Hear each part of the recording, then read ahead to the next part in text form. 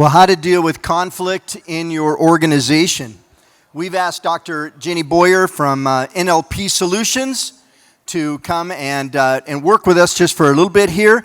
Her organization, her business provides counseling, psychotherapy, coaching, and skills-based workshops for organizations and individuals.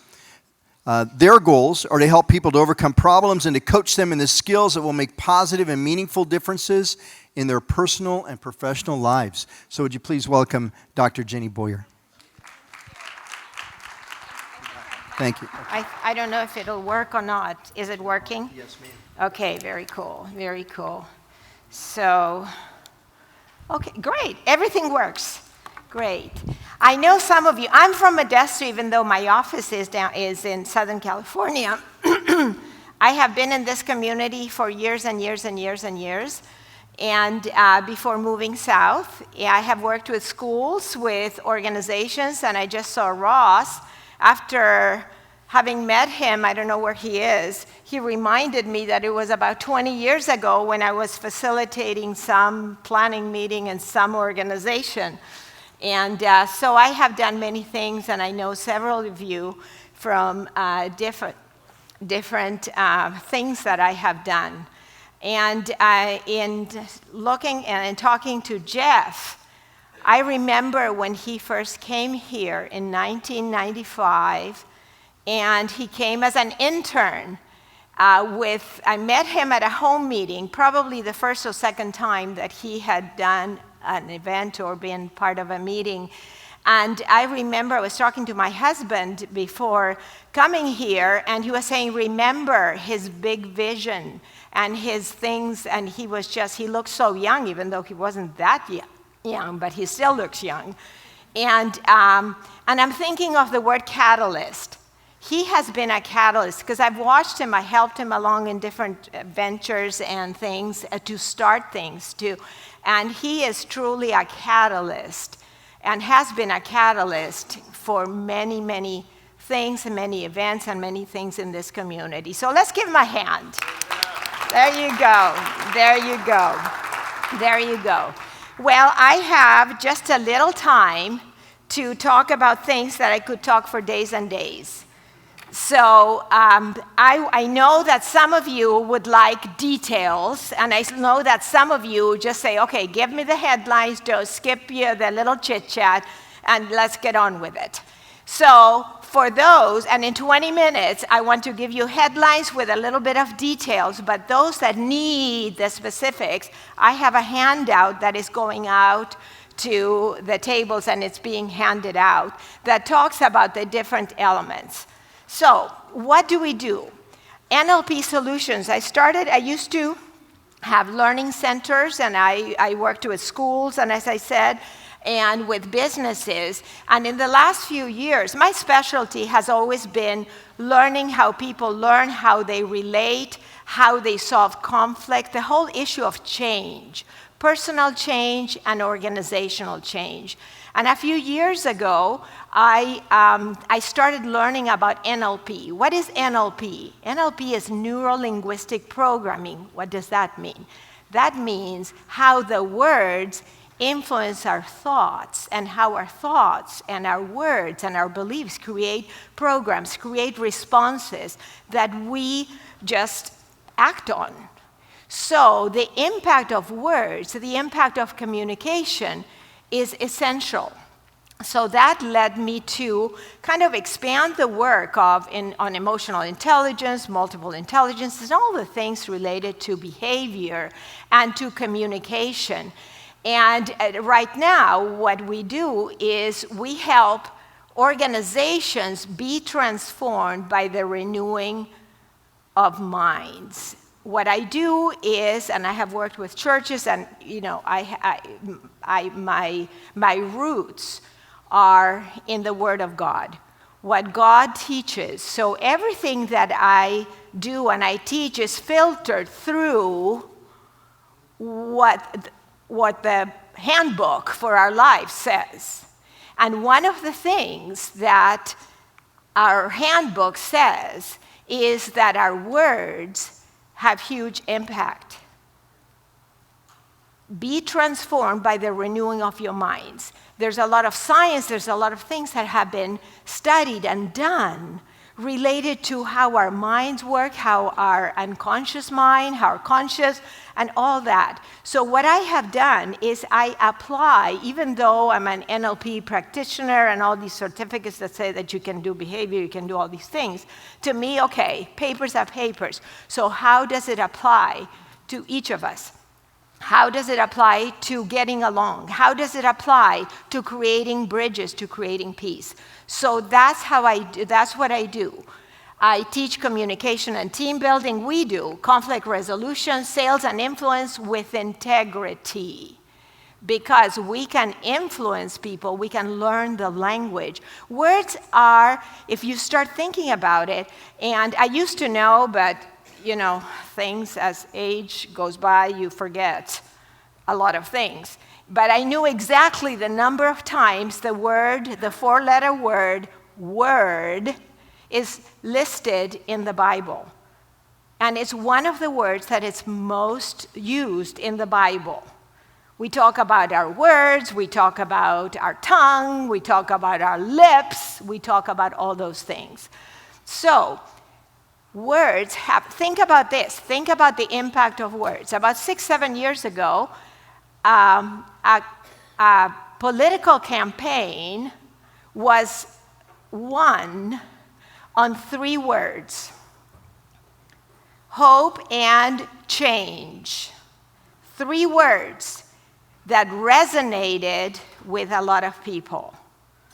That has to do with the power of words and how we use words to influence our minds, to influence our emotions, to influence our perceptions. So that's what we do. I teach, and then also we work with students and families. That's my core passion. The rest is business and helping business people make more money and do all those things. My passion is students and families. And I am blessed to be able to work again in this community, helping with my associate, Wendy Bird, an amazing lady. Wendy, stand up.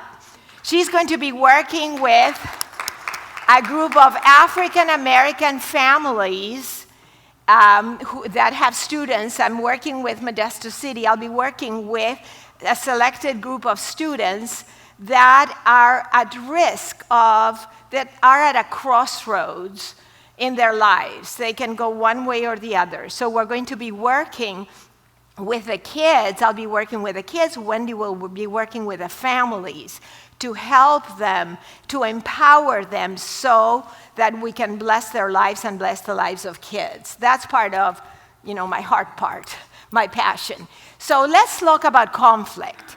Where do you think conflict starts? What's the reason for conflict? Give me a few things. Conflict, I want to hear. Personality, okay, personality. What else? Change of opinions. Exactly. One has one opinion, the other one has the other, and guess what happens? There's conflict. Why? Because there are no bridges to communicate. Or we just say, this is my way, and this is my way, and what happens? That's conflict if we don't handle it properly. So there are misunderstandings, different views, pride, words and attitudes, and they all spell what?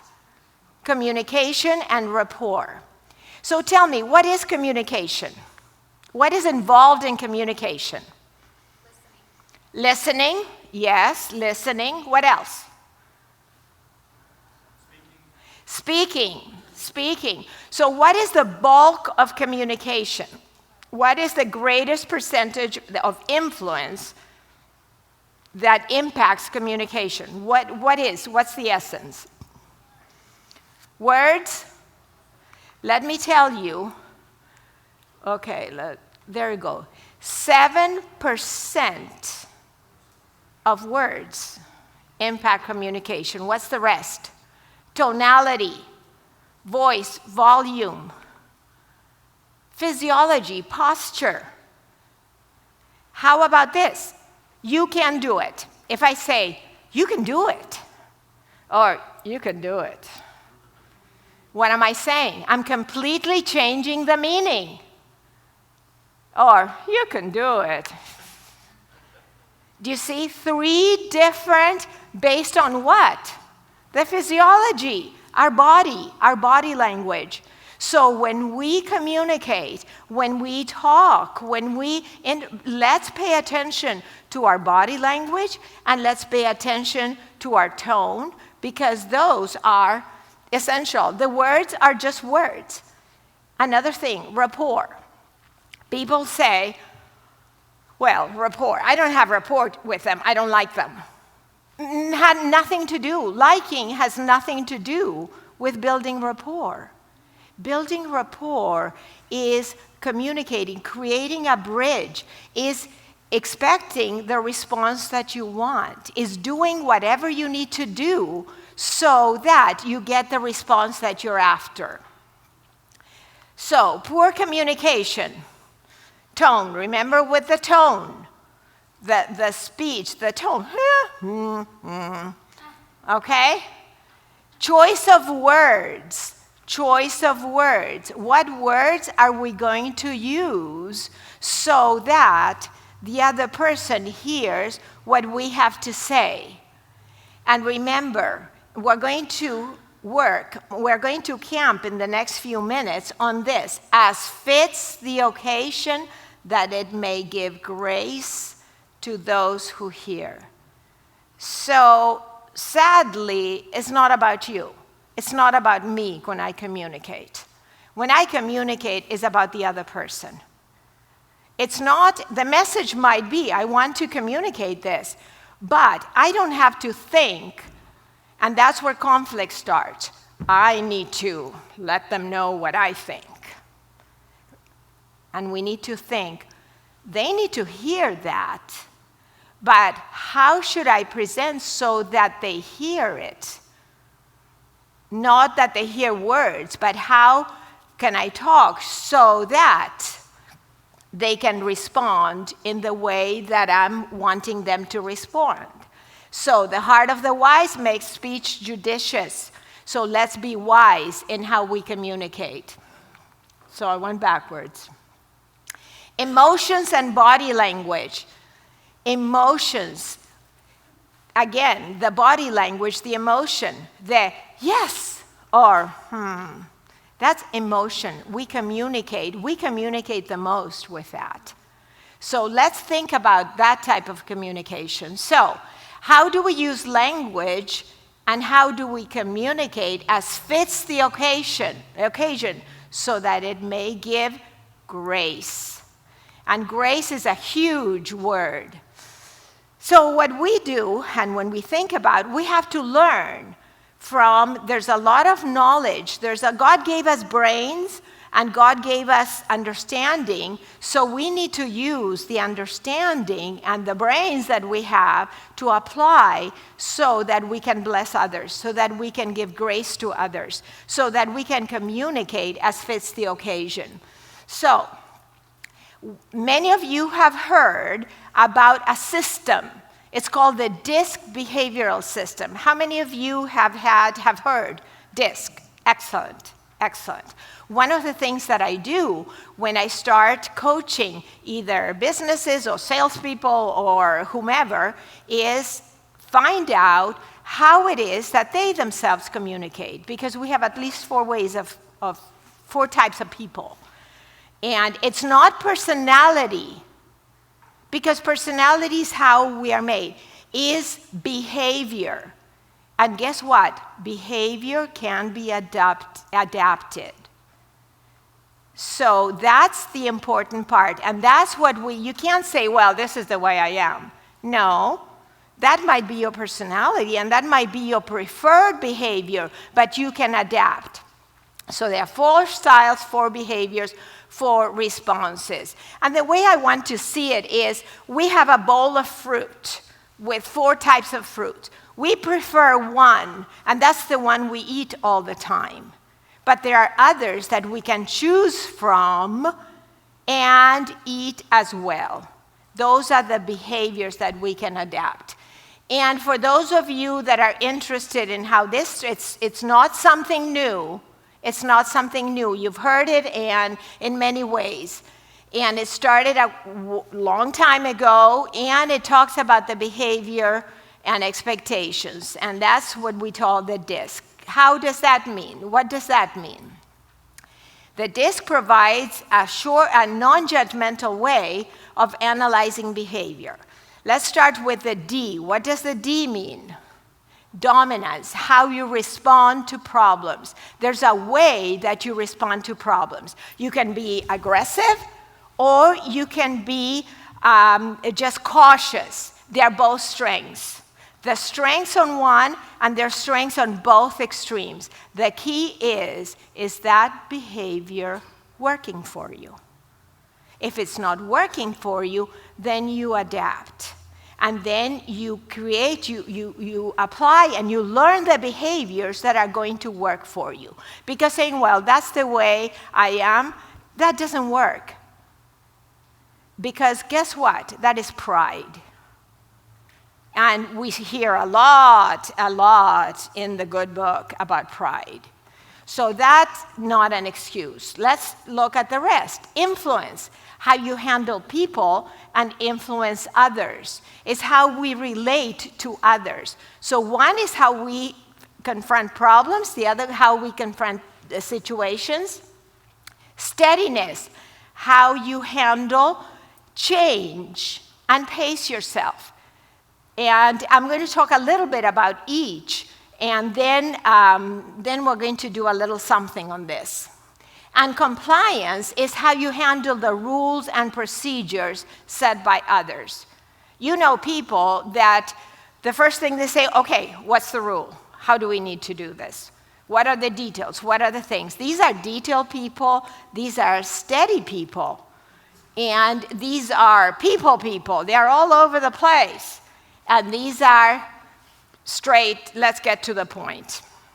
So let's start with the factors. Let's start with D, dominance. The dominance. Think about a person. And I know many, and I know that you know many, that just want to get things done. Let me do it, let's do it. Forget about whatever, the chit-chat, let's do it. Those are the high D people.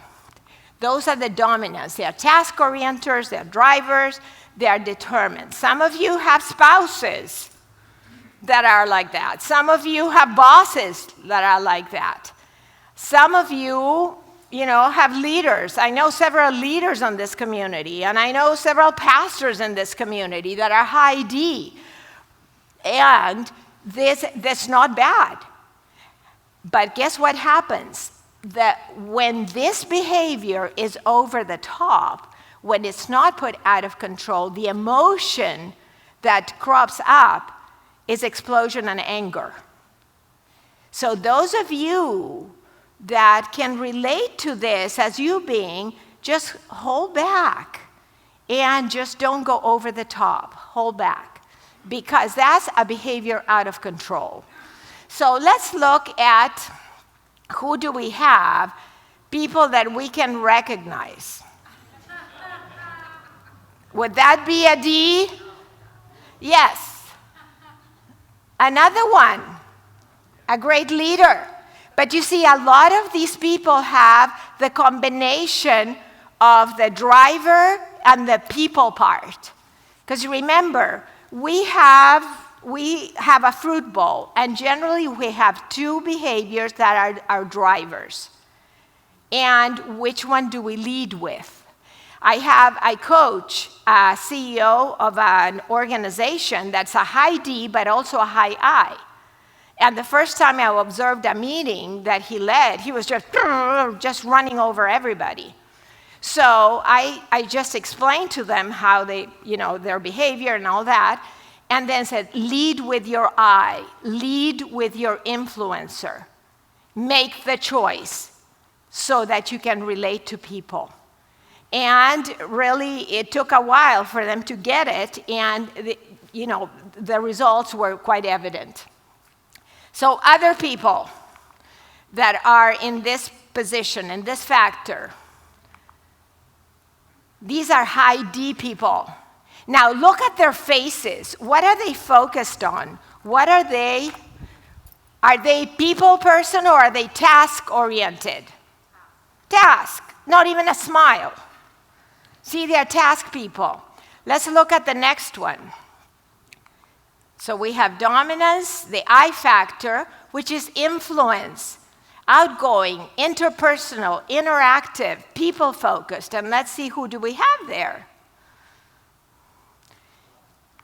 You see the faces? Smiles. People-focused, people-focused. So, with these people-focused, guess what happens? When you talk and communicate with a task-oriented, they don't want the chit-chat. Skip, because guess what happens? You're going to turn them off. So if you want to influence them, don't start, oh, what a wonderful day. They're going to say, okay, get to the point, get to the point. Some of you are like that, right? By the same token, people that lead with the I, and you start, blah, blah, blah, blah. I said, okay, chill, just take a breather. With people like that, with people that lead, and you can tell, by their way, these are people focused. So guess what? When you have a message to give, guess what you do? You start, well, how are you doing? How's the family? Or, and then include the message in that. Because the best way to break rapport, and when you break rapport, the next step is create conflict.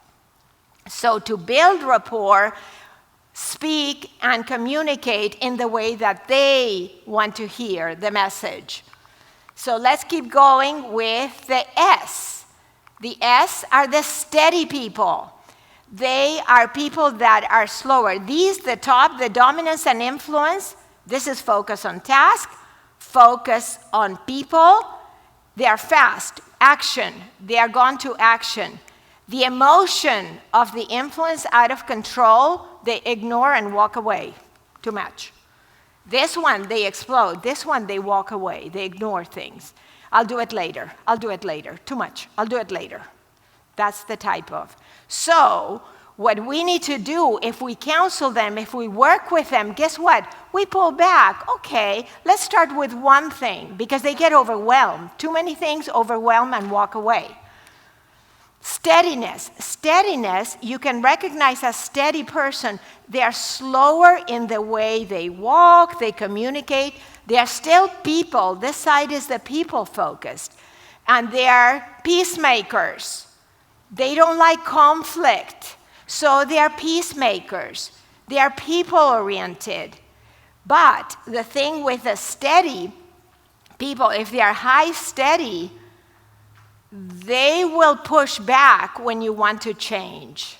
So those are the ones that will resist change. If you have a high D leader that wants to change everything and you have a lot of S people, good luck. That's the best way to create conflict. So you go steady with them, relate as people, and start introducing things and develop a lot of patience. Because if not, you'll have huge conflict. So let's look at steady people.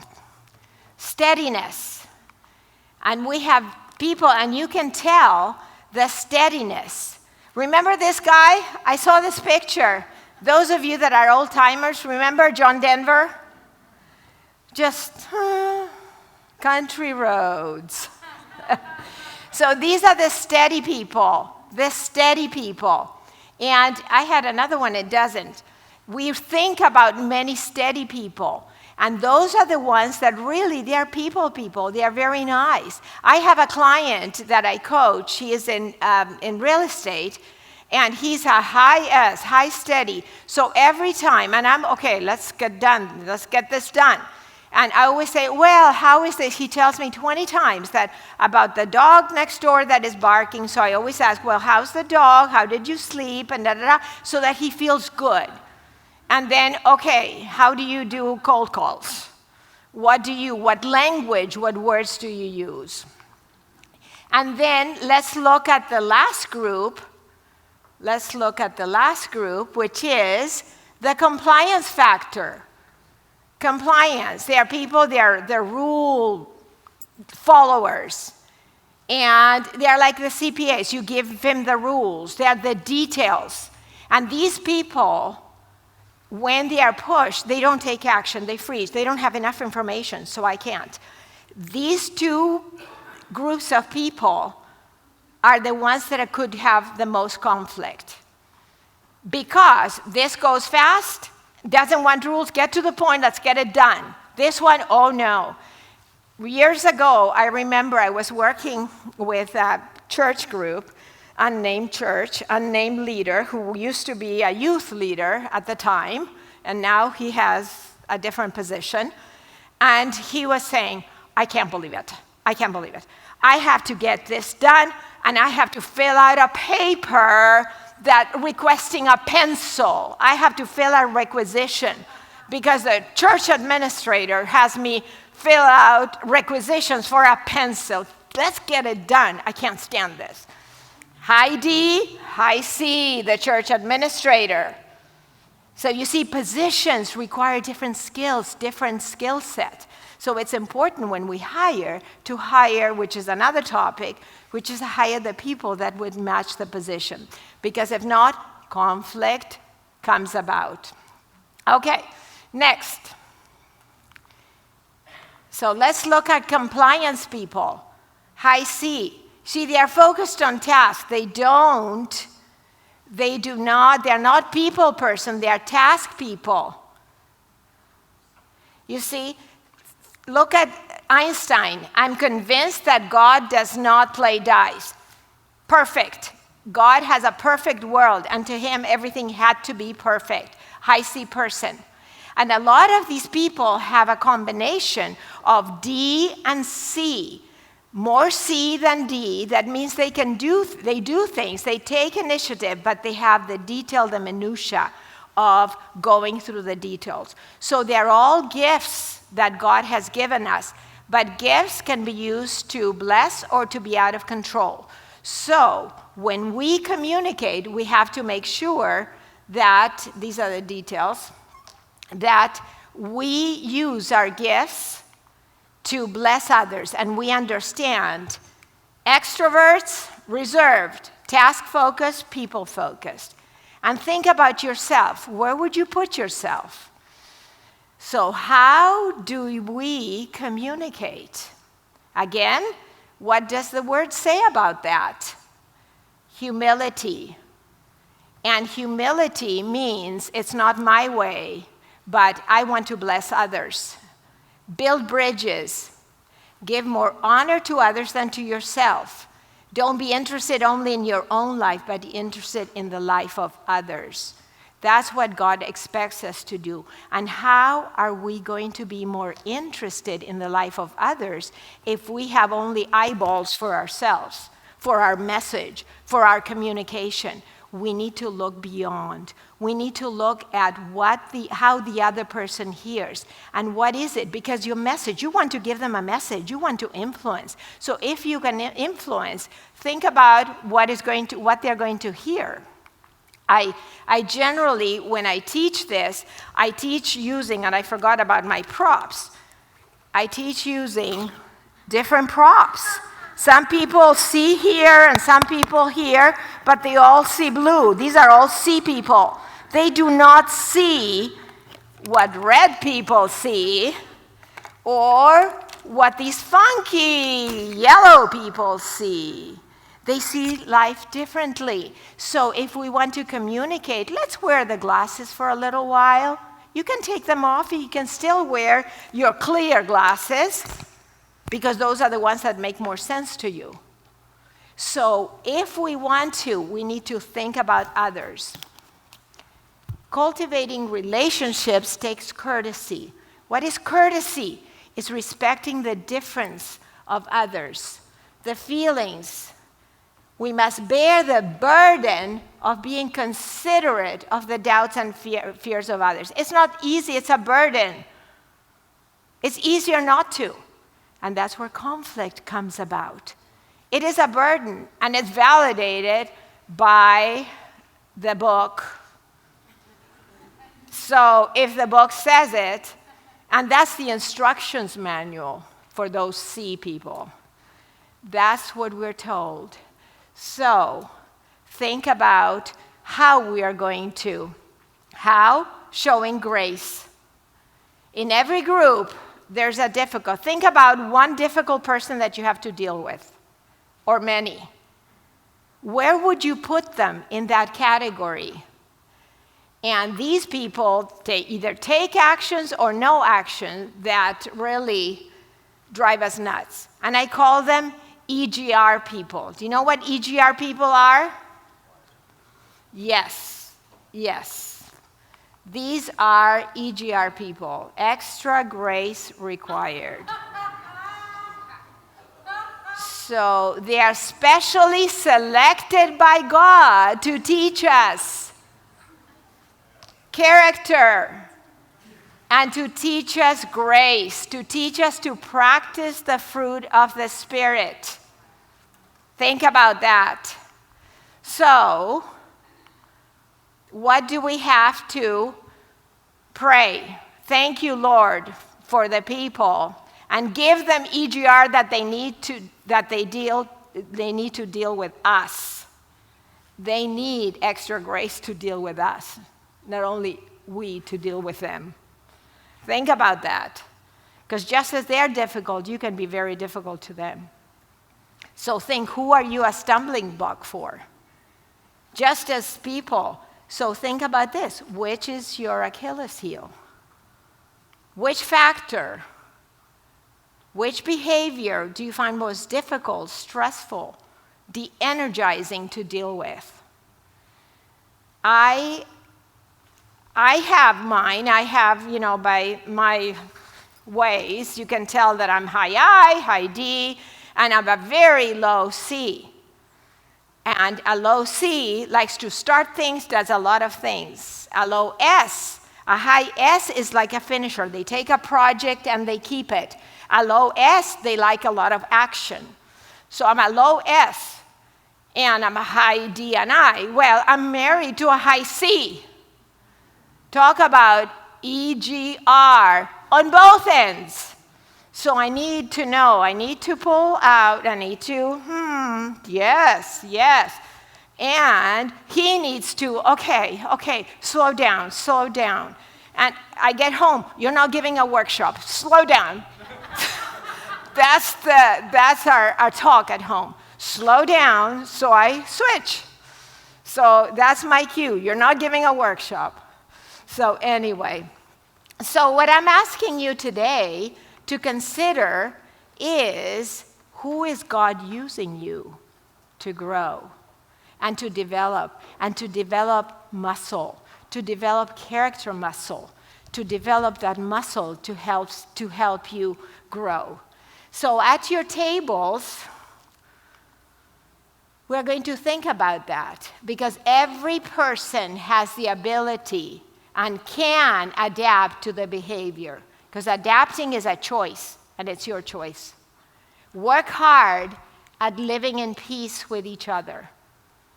It's work. It's work. It's work to build bridges. It's work to avoid conflict and achieve a good, positive environment. That's what we need to do. So think about this at your tables for the question to discuss in your organizations or within your environment. Which is your Achilles heel, and how you're going to deal with it? So I think that that's the end of my show. So how do we avoid? As fits the occasion that it may give grace to those who hear. And that's what God tells us. Live in harmony with each other. Don't try to act important, but enjoy the company of ordinary people. I don't think you know it all, because we tend to do that. We tend to see the world with our little glasses, and we think that everybody sees the same. But the minute we take a step back and we say, why did he respond that way? Or why is this? Why is the other? Maybe that's how they see the world. So if you want to avoid conflict, if you want to build bridges and create rapport, use the words that will build those bridges, but at the same time, use your body language. Think about how. If you know a C person that likes all the details, don't go up and tell them blah, blah, blah. Just be prepared, have all the details. And the reverse. Don't bore someone out of their minds with 25 details that they don't want to hear. Give them deadlines. So at your table, please discuss, what is your Achilles heel? How does this make sense to you? And what are you going to do differently? Or in your organizations, what could you do differently? Okay? Questions? I don't know what the next piece is, but it's been great just doing headlines here.